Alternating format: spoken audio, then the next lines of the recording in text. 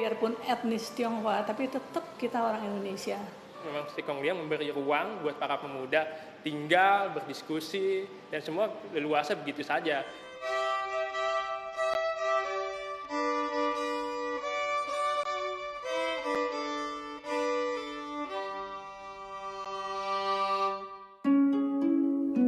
...28 Oktober 1928, lebih dari 700 pemuda berkumpul di rumah ini, di Jalan Keramat Raya nomor 106, Jakarta, untuk menghadiri Kongres Pemuda kedua. Pemilik rumah tersebut adalah seorang warga keturunan Tionghoa bernama Sikong Lian. Bangga pasti bahwa rumahnya engkong saya jadi museum, bangga sekali. Gedung Keramat 106 itu dibeli oleh kakek saya, dan mula-mula awalnya dipakai buat kos-kosan dari anak-anak Stovia.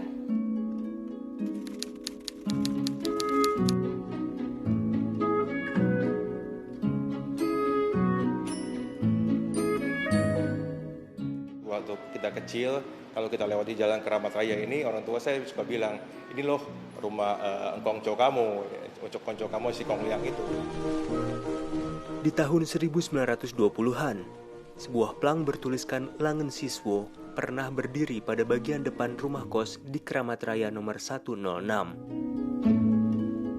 Langen Siswo merupakan kegiatan ekstrakurikuler perkumpulan Yongyafa.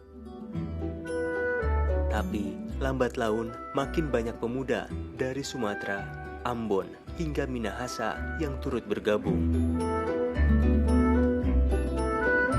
Beberapa tokoh pernah terkos di sini, terutama Ketua Kongres Pemuda kedua, Sugondojo Spibito. Terus ada Muhammad Yamin yang merupakan perumus naskah atau ikrar Sumpah Pemuda. Yang berikutnya merupakan salah satu pentolan Partai Komunis Indonesia, Amir Syarifuddin pernah kos di sini, dan sebagian yang merupakan para pelajar dari Jawa, dari Sumatera, dari Minahasa, dari Ambon seperti Johannes Slimena pernah kos di sini. Di museum ini terdapat banyak informasi tentang sejarah Sumpah Pemuda, mulai dari foto, simbol organisasi pemuda, detil lokasi, diorama para tokoh, hingga peninggalan bersejarah lainnya yang menceritakan proses Kongres Pemuda. Namun, tidak banyak jejak yang bisa diceritakan soal Sikong Lian saat Kongres berlangsung.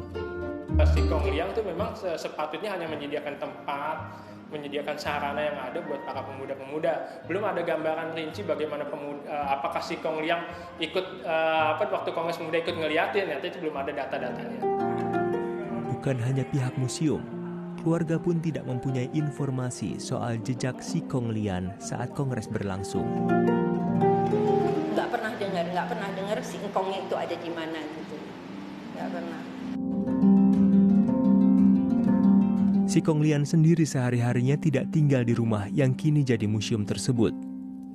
Pria yang berprofesi sebagai pedagang kasur itu tinggal di rumah lainnya di Jalan Senen Raya, tak jauh dari rumah Keramat Raya 106. Kini rumah tersebut dijadikan tempat praktek generasi keturunannya yang berprofesi sebagai dokter. Ini adalah kamar Sikong Lian, hidup dan meninggalnya di kamar ini. Bukan di rumah sakit karena stroke meninggalnya tahun 54. Di museum tidak ada satupun foto Sikong Lian yang terpasang. Pihak museum berdalih selama ini tidak mendapat banyak informasi terkait Sikong Lian. Beberapa informasi dan foto-foto yang selama ini beredar di internet pun tidak akurat.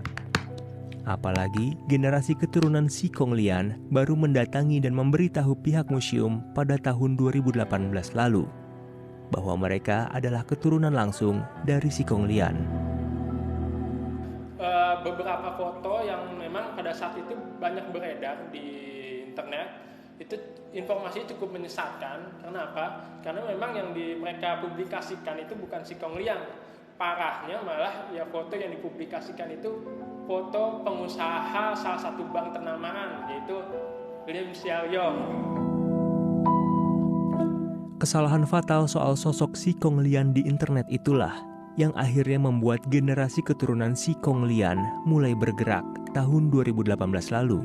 Terus saya juga searching di Google, masukkan kata Si Kong Lian, foto yang keluar tuh sama sekali bukan foto Si Kong Lian yang benar.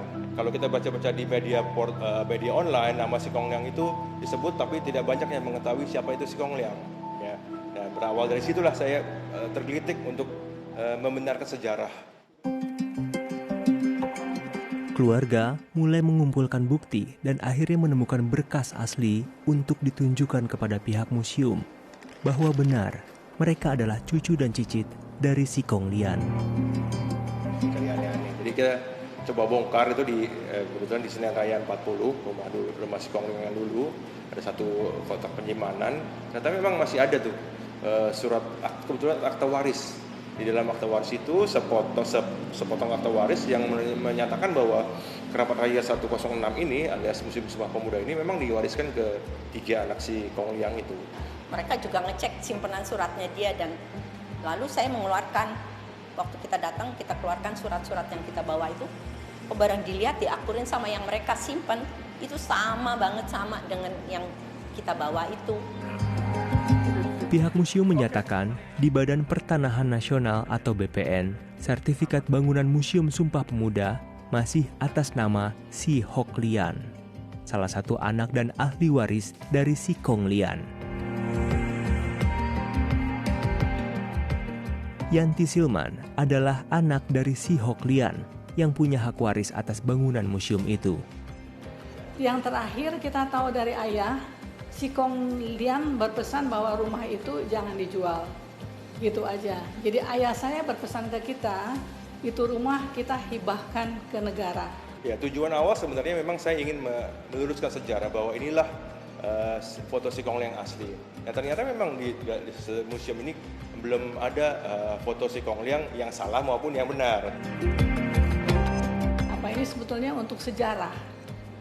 Kita ingin ada satu tempat, satu ruangan yang dimana ada kakek saya fotonya dipajang.